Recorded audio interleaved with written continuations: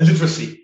That's one of the major challenges that we see when we sort of interact with local authorities, right? So there's typically someone who's keen on starting to use data and these technologies and bring it into, but then the problem is that once you involve different service areas across a local authority or borough, you are faced with people who are used to an old way of working, and they have done this for 20 years in one way.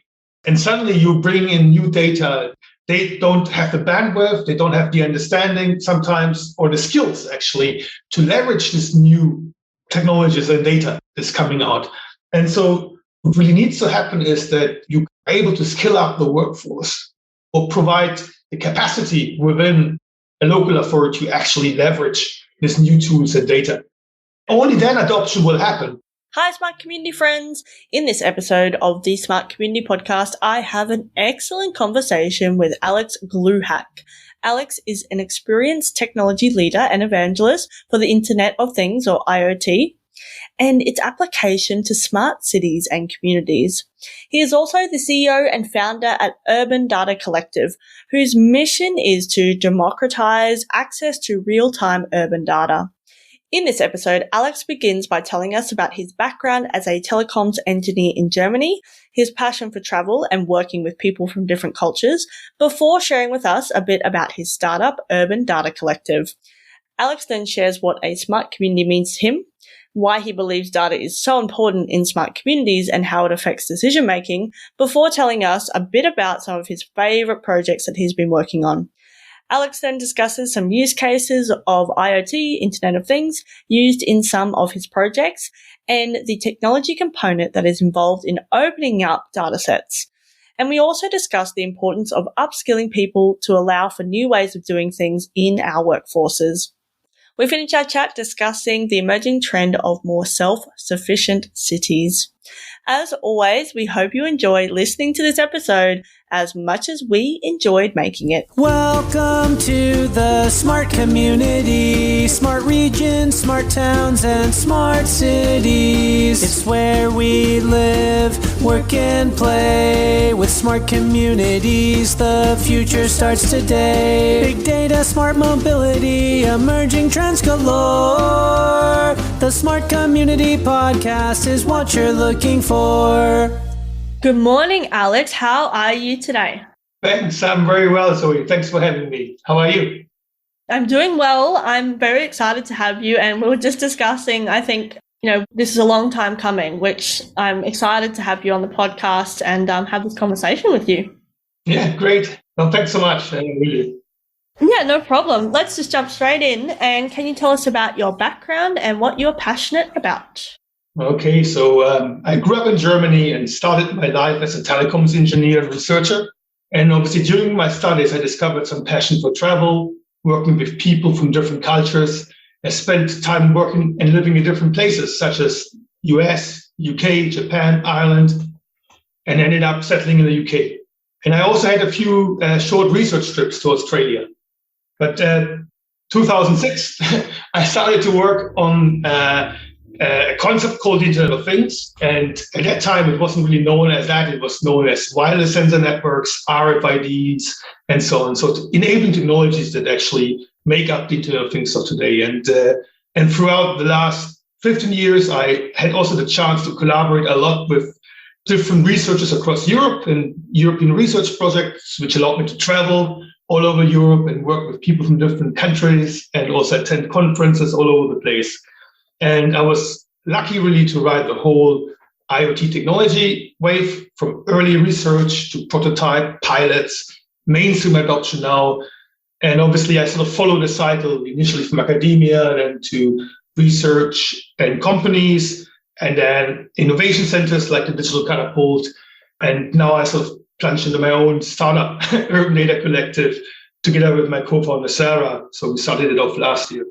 And our mission is really to democratize access to real-time urban data so other people can do great things with it. And I'm really passionate about providing people with the right tools and knowledge to get most of their smart infrastructure that is kind of slowly emerging, and empower others to come up with innovations on top of the data that they can create a better world and community. And We developed this Urban Data Exchange, a platform for cities and urban data infrastructure operators to manage their real-time data ecosystem. So UDX unlocks data from different proprietary vendor systems, harmonizes access to it so it becomes shareable and reusable. And I also run a community called Urban Data Talks, where we bring people together who leverage urban data to create smarter cities and communities. Yeah, nice. So your Urban Data Talks, do you share case studies and stuff like that? Yeah, so it's typically an event. We've been a bit lazy after summer, but we're sort of restarting it again. But it brings together usually 3 talks. You have 15 minutes briefly about sharing experiences of people who use data to make a difference to the community. And then it's just a panel conversation with the presenters and the audience. So, yeah. Awesome. I'm really keen to kind of dig into some of the projects you've done in the past, because I know that you were at the Digital Catapult. I visited, not the Digital Catapult, the other one. The Connected Places Catapult. It used to be called Future Cities Catapult, right? Yeah. Yes. But first, let's go broad. And what is a smart community to you? That's a good question. So a smart community for me is a community that is, I think, able to leverage emerging technologies to their advantage, to make better decisions, become more resilient and more sustainable. And it's one basically that can actually get access to data that matters and suitable insights, empower citizen participation and collective decision-making, it's important, to make the right choices, and then also to use the limited resources that we have available on our planet well to create a better future for us and for our children.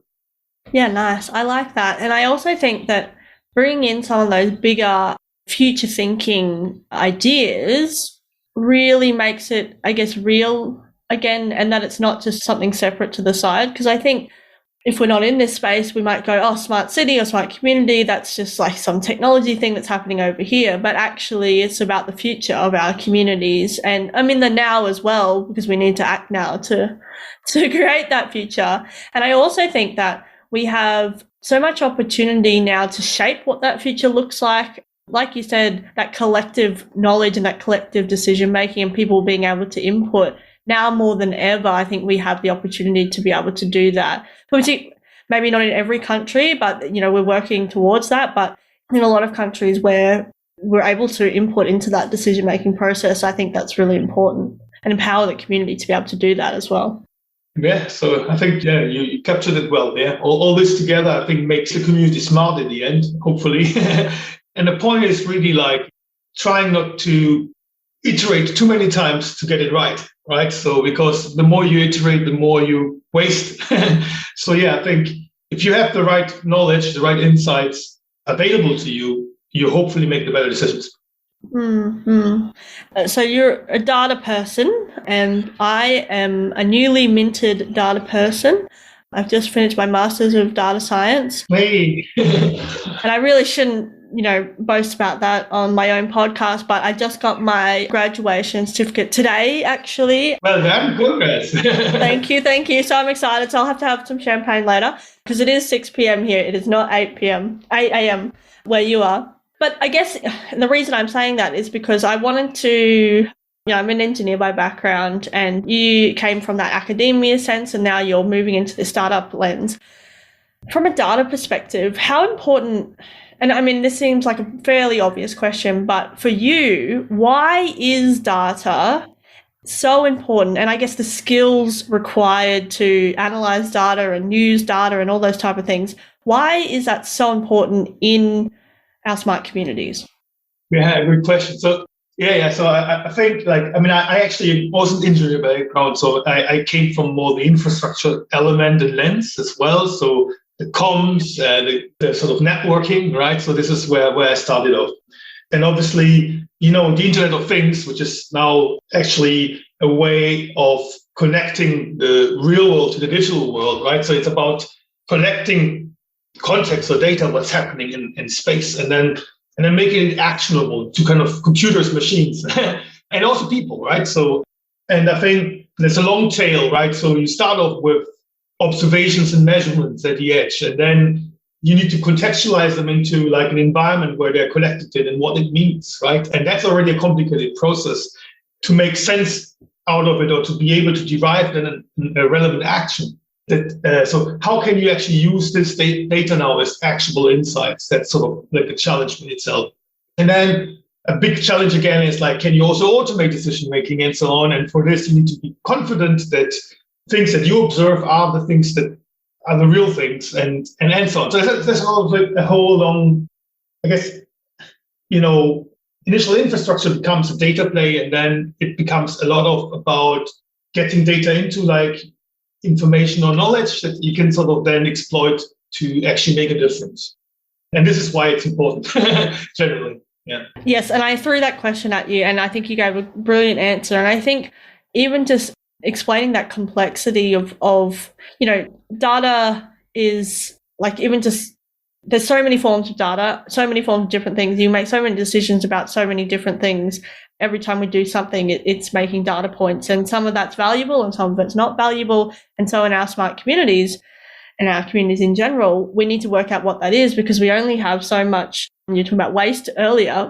We can't waste all of our computing power on things that don't actually make sense or can't make a difference. However, we may have to try and test things because maybe we don't know yet exactly what all of those things will be. We do know a lot of those things, and they're the things that we can start with. But innovation, we don't actually know what that next iteration or thing is going to be potentially, but we can maybe kind of see roughly where it's going to go. And I think that's really important. Yeah, it's true. I mean, I think as you make a good point. I mean, some data is relevant now, and you know exactly what you're looking for, and you can action it now and maybe in real time. And I think that's obviously a space where we're moving into it, right? But then there might be also data that you don't know what the value is yet. So, and this is like what people archive over time, and then later, maybe mainly scientists, right? And then they later discover interesting patterns, insights, know-how that they weren't able to understand now. You know what I mean? Or something has suddenly become more relevant, right? So it's interplay between the real time, what's now, and also stuff that might be relevant in future, but you don't know yet what's relevant.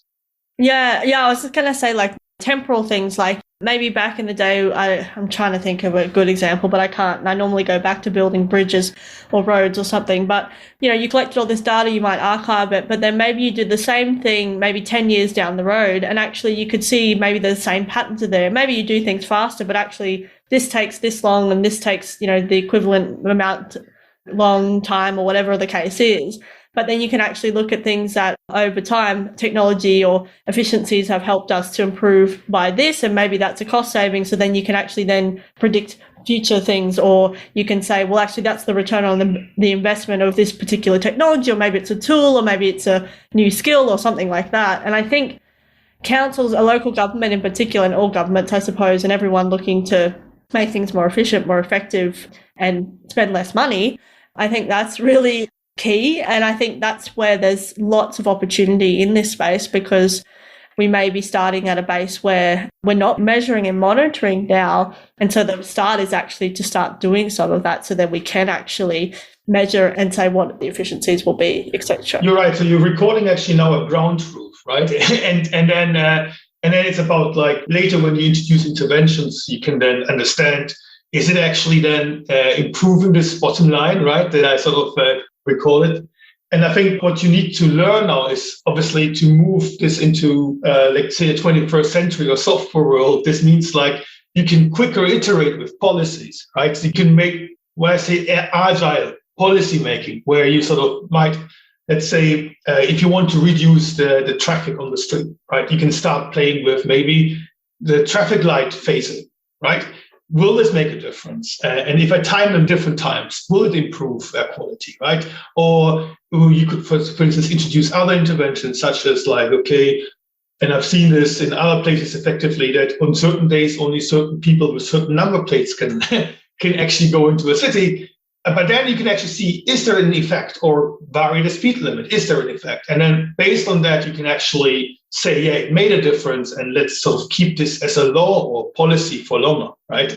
And maybe improving walkability in neighbourhoods and increasing public transport, or maybe cutting public transport fares in half or something along those lines, because then you can actually see, well, this worked really well, or this combined with this worked really well, whatever the case is. But we need to have that baseline, like you said. And I think in this space, that's so important, and not typically the most sexy of smart projects, but really, really key to be able to measure that. And I think going to thinking about data, even measuring getting that baseline, you can learn so much that you thought you just knew, or whatever the case is. And then thinking about, if we tried this, or if we tried that, or if we did this or that. And I think that's really key as well. Cool. Well, tell us about some of the projects and things you've worked on in the past that are your favorite, and then things that you're working on now.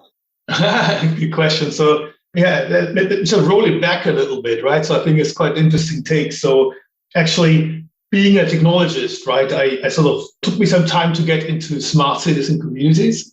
And actually, it was a research visit to Australia, which changed my perspective. So I had a colleague at Melbourne University, and he took me then to actually a research station on Heron Island. And they were monitoring basically the reef there, right? So they had these buoys with measuring salination level, water temperature, light levels, and so on underneath the sea.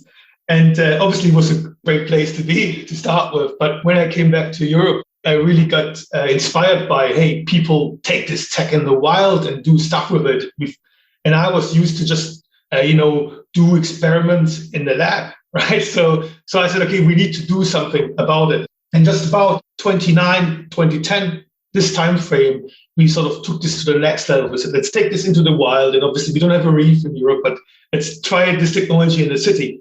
And we set up Smart Santander, which was one of the first large-scale IoT testbeds in cities in Europe. And in the end, it was thousands of sensor nodes, 10,000s of sensor points in the city, and different types of use cases that we trialed out. And I think that's sort of one of my first exciting projects in this space. And so there were quite a few others in between where we moved then more from infrastructure towards crowd sensing. But what I really then enjoyed a lot was, again, my time at a Catapult, where we looked at, again, more technology adoption. So looking at new technologies such as low power WAN or wide area networks, LoRa, Sigfox, NB-IoT, LTE, and those technologies, right? And at that time, they were quite nascent in the UK. And here again, we tried to set up an initial test bed actually in London, a LoRa network basically, and made it public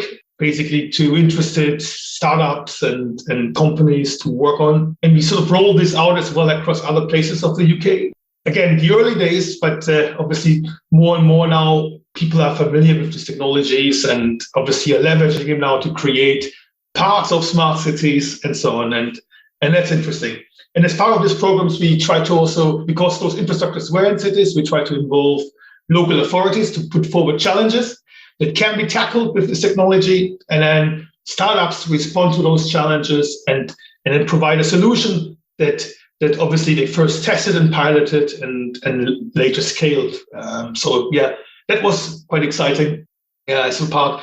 Oh, I was just going to say, I really like the term technology in the wild. I think that is amazing. And I think that's what smart communities are all about, having technology in the wild. And I know you'll keep going. I just wanted to pull you back a little bit, thinking about just the use cases element. Because I think a lot of people go, IoT, okay, unless they're in the space, they don't necessarily know what it can do and those use cases could be. So could you give us some examples of some of the use cases that you did deploy in any of those projects? Yeah, so it's plentiful to draw upon. It's starting from looking at larger construction works and understanding the impact of it, you measuring noise and air quality levels, for instance, so developments could be done more sustainable in a city, obviously, and more, let's say, respecting the residents, right? Over to things around how to improve parking in the city. So you would discover available parking spaces more easily for parking sensors, and it could be directed to available parking slots rather than having to drive around 10 times around the block to find a parking lot and cause more air pollution. Over to things around actually the way that you would irrigate parks and provide them with water based on the real needs and safe water doing so. And there's sort of many types of use cases that you can do with IoT in cities. And yeah, it's about also footfall counting on high streets to understand, your high selectivity, queue lengths, and those sorts of things during COVID. That's something, again, that sort of picked up a bit. Yeah, so there's plenty of examples. But I think what's more interesting now is for us, and this is where we're focusing on now, is like that as you build these sort of solutions and technologies, bringing all these technologies, typically you've got your sensors and you've got your widget or your dashboard. And this data is just used for this specific sole purpose. And I think actually the infrastructure that you put in place could be useful for other applications and services as well, or combined with other data to create new value. And that's something that I think is currently still untapped, and it's quite difficult to achieve because of the tightly integrated IoT solutions that are out there.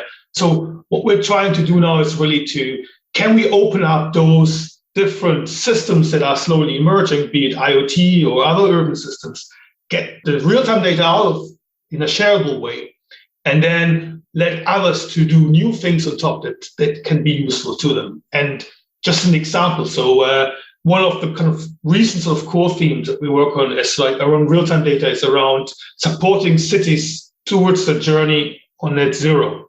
So an example, how do we decarbonize transport? Yeah. So, and obviously a city like London, for example, the Greater London Authority has charge points now, electric vehicle charge points deployed all over the city. So, and they're from different operators and providers. And then they end up with 10 different dashboards from each provider or operator. And it's quite difficult to get the insights out holistically across the city.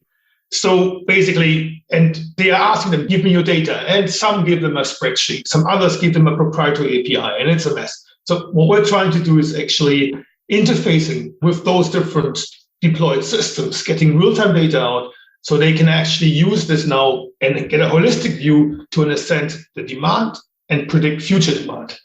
So they know where to invest money next to satisfy basically the uptake of EVs in London. As an example that we're working on.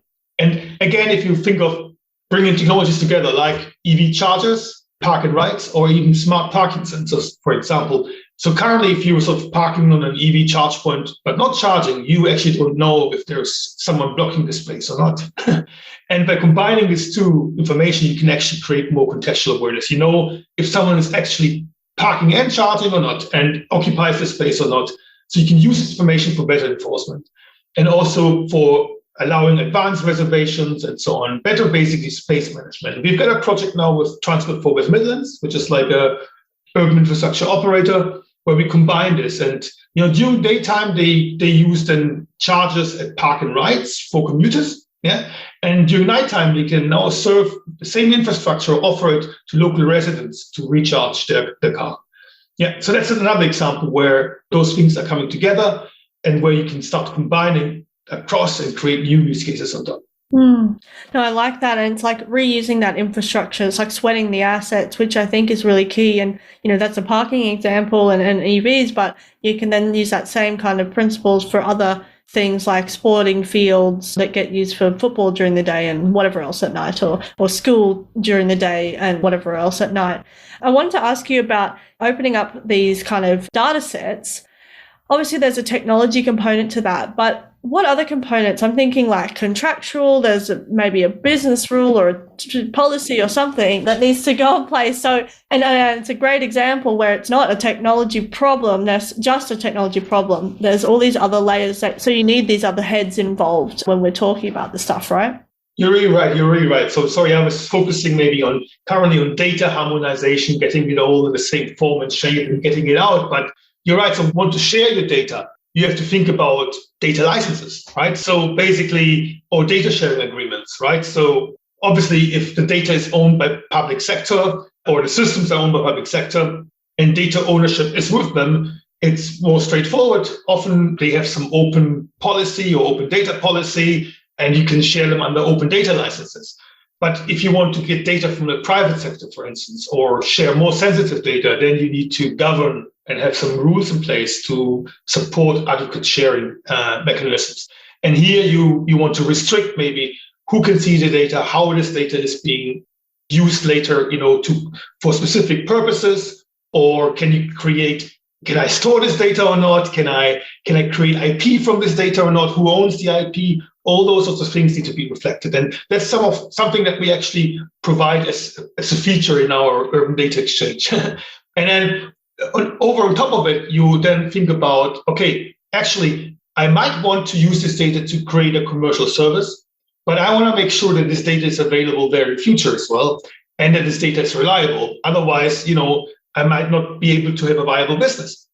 So then you also need to think about SLAs around the data to understand whether service level agreements, to understand whether the data is reliably flowing in, if there are any issues, so you can act upon these issues and so on. And then think of even monetization, right? So again, you can see some stakeholders might not want to, or particularly private sector might not want to share the data if there's no incentive for them to do so.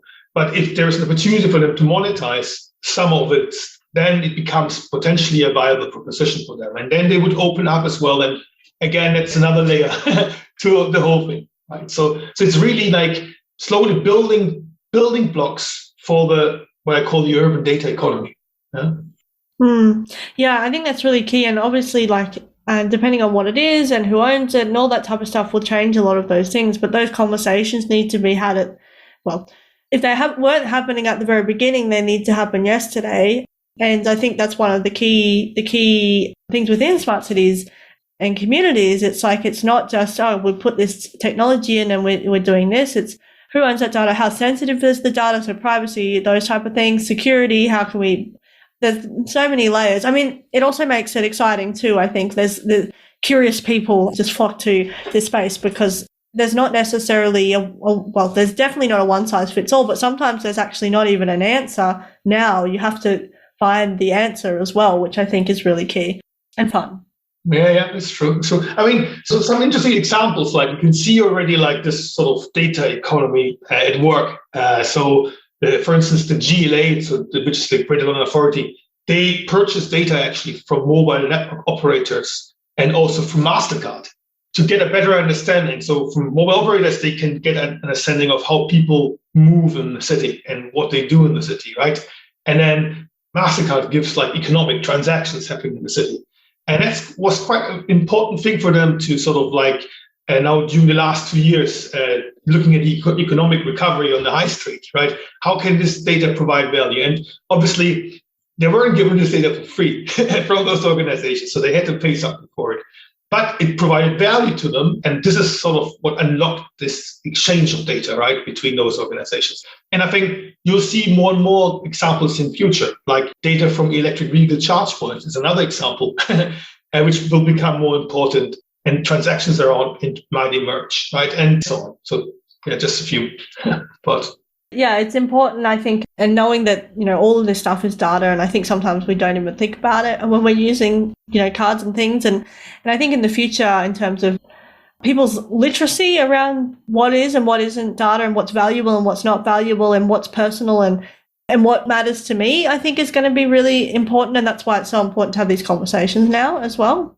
Yeah, I think you really hit basically a very good point, literacy.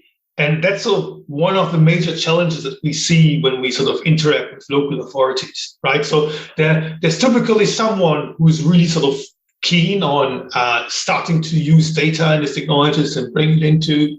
But then the problem is that once you involve different service areas across a local authority or borough, you are faced with people who are used to an old way of working, and they have done this for 20 years in one way. Right? And suddenly you bring in new data.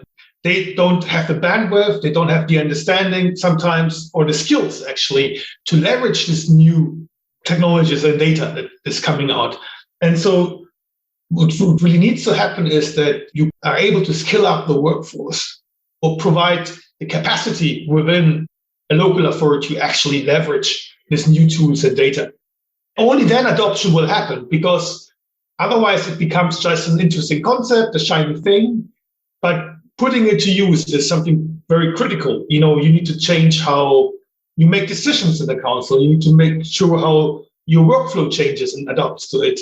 And that's sort of a long-term play. And I don't see enough actually support for this provided by governments to the local authorities, right? So in this sense, so there's not enough funding, not enough access to this kind of highly skilled labor that's needed now, or at least there's not enough emphasis going into actually letting people do a master's in data science, or letting people to, at least do a Tableau sort of 3 months crash course or whatever it is, right? So yeah, no, I totally agree. This new wave of, I guess, skills, data skills that are required, it's like, I'll need to think of a better example because I don't have one, but it's like recognizing that there's a point in time where it's not the same anymore. I'm thinking of a very terrible example on roads again, because I was in construction, and, you used to measure these things out by hand, but then you went to a GPS device where you would measure different things, and then the machinery also has telematics in it and different things in it. And I'll think of a much better example, but I'm just thinking you don't just expect the people that did the measuring to then jump onto the GPS device. They need training to be able to do that. And I think that's an imperative now. And I agree. I think we have to see more and more of that, because otherwise there's also accountability in there as well, because if I don't know, it's not my skill or it's not my job actually to keep this technology going, it's just like something that's happening over here, then it won't succeed, right? But if it's part of my job now and I've got this new skill and I'm excited and I love it because I'm learning new things, and my job is secure and whatever, and I'm going to do this and it's going to be great and I'm going to make decisions better and blah blah blah, then I think we can actually get people excited to work in government, because there's so many exciting things happening, and yeah, it's exciting. I've got a couple of examples, just like just to demonstrate this point. Like, so obviously there's a couple of use cases that we sort of now working with or have been working with in the past. Like, obviously, the smart waste, knowing when the bin is full, and then basically not just going around to every household, collect every different bin, but only collect those bins which are full, right? Or optimize your route accordingly, right? So this is basically one example of how things could happen. And the other, so basically, but it will take the bin man or those lorry drivers to suddenly adapt to a new regime, rather than driving up a well-known route every time of the day. They suddenly their route might change every week. You know what I mean? And it might be actually an inconvenience for them, right? And so it takes time until they adapt to this new way of sort of working. Maybe a result of this is also that you need fewer bin lorries, and you need fewer people on the ground. So you've got then resistance, obviously, from the unions or others to sort of cut the jobs and so on that might come with this. Although you save resources and you make things better for the planet, it obviously affects people and causes obviously inconveniences to them as well. Yeah, I agree. And it's real. It's actually real issues. But if we can then train our people to use new technology, maybe it's something similar in maybe they drive a different truck now with the same telematics, or maybe they train other people to do so. Or maybe what you can do, particularly local government, the population grows, but they're still able to maintain the same level of service, that type of thing. And I was thinking as you were talking, and we're going to move to the future in a second, but an example in Bendigo, one of my friends worked down there, and he was doing IoT gateway mapping, and he involved the truck drivers, the garbage truck drivers, and they went, "Oh, what's this? What is this thing?" They were really curious, and so then he told them, and he said what they're going to do and what like their job in it, like their purpose in it was, and they got really excited about it, and they're like, oh, great, and now I can see, yep, we've got one here and we've got this here, and then actually getting people involved, because I think giving them a purpose and understanding why it's making things better and more, if it's more efficient, or it's better for them, or if it's better for, maybe we can show that they're saving X amount of fuel, which costs this much, and then that can be redeployed to, I don't know, higher quality something, whatever it is. I think that's important. Telling that story is really, really important to all the people involved, not just the decision makers at the top. Yeah. Okay, let's zoom to the future now. What are the emerging trends that people aren't talking about enough? It's a good question. I mean, obviously, there are plenty of buzzwords going around which are talked about, like 5G, ethical AI, personal data management. virtual collaboration metaverse, digital twin, blah, blah. There's plenty of stuff going on. But I think, so if you now really think a bit more timely now, right? So like the recent war in Ukraine has really shown us now how we're dependent on global supply chains, right? Both in terms of energy, manufacturing, and food supplies. And I mean, I'm not going to get political here now, but if you have bad actors in the system, right, it becomes more difficult to change relationships and configurations, without creating harm for yourself and your partners, right? So putting sanction on all those sorts of things become much more difficult then, because, everyone has to suffer and pay for it, right? So I believe the trend that we will soon see surging is to move towards more self-sufficient cities. The cities that can be fully autonomous in their energy supply, food production, manufacturing capabilities, and so on. And a friend of mine, his name is Thomas Diaz, he works for the FAB City Network. And he's basically working on this concept of locally productive and globally connected cities vision for a long time. And it's taking the concept of makers and fab labs, right, to a new level, exploring how cities can be in control of their own destiny and more self-sufficient through providing the right local digital and manufacturing infrastructure, know-how, and resources. And I think this is a good blueprint to enable then a circular economy as well, and a more rapid transition towards more sustainable and resilient cities. I think that's a really key and I guess really timely as well. And I think resilience, like sustainability and resilience, again, they may be seen as buzzwords, but beneath the surface is very, very key. And resilience there's obviously many different subsets of resilience, but I think you're right. And I think we're going to get, as we know, more disasters, more disruptions, etc. The more resilient we can be, we'll see those towns, cities, regions be able to bounce back quicker. And people want to live there because I can continue my job or whatever the case is, or I can visit there or whatever it is. And they can continue to function. I'm just thinking people living there, but also then the businesses there as well can continue to be profitable, etc. The governments can save money, resources, or use them more effectively because they're ready to respond. And I think tech and data can really help us do that, and in a way that, as tools, not just like leading, as you were talking about, making those decisions.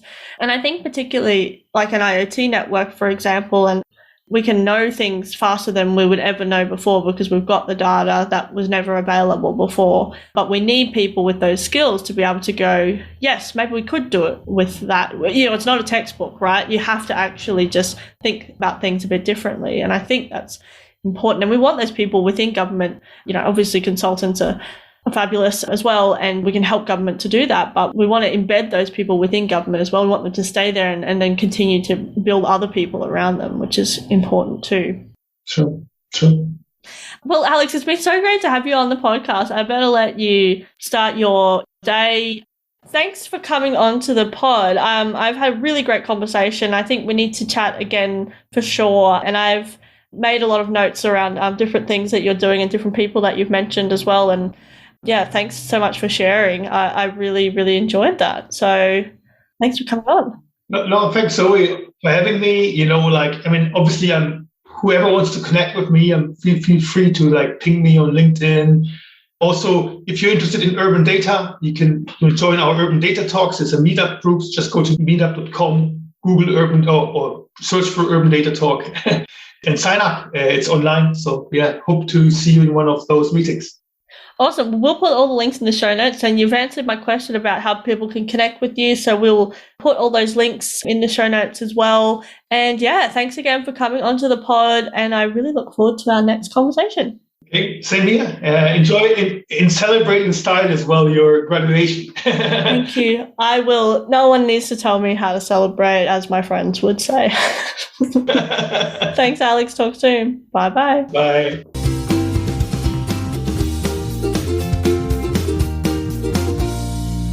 The Smart Community podcast is brought to you by My Smart Community. If you're looking for support in podcast strategy and production, workshop design and facilitation, or communication and media advisory, get in touch. Email hello@mysmart.community or head to www.mysmart.community. Thanks so much for listening to the Smart Community podcast. Show notes for this episode and all other episodes are available on our website, mysmart.community/podcast. If you have any questions for us or any of our guests, you can email hello@mysmart.community. You can also find us on the socials. We are on LinkedIn and Twitter @SmartComHQ. That's com with 2 M's. If you are enjoying the podcast, please hit subscribe so you never miss an episode. And we would love for you to leave us a rating and review at wherever you listen. This really helps us reach more ears and eyes, so thank you for your support. As always, we hope you enjoyed listening to this episode as much as we enjoyed making it.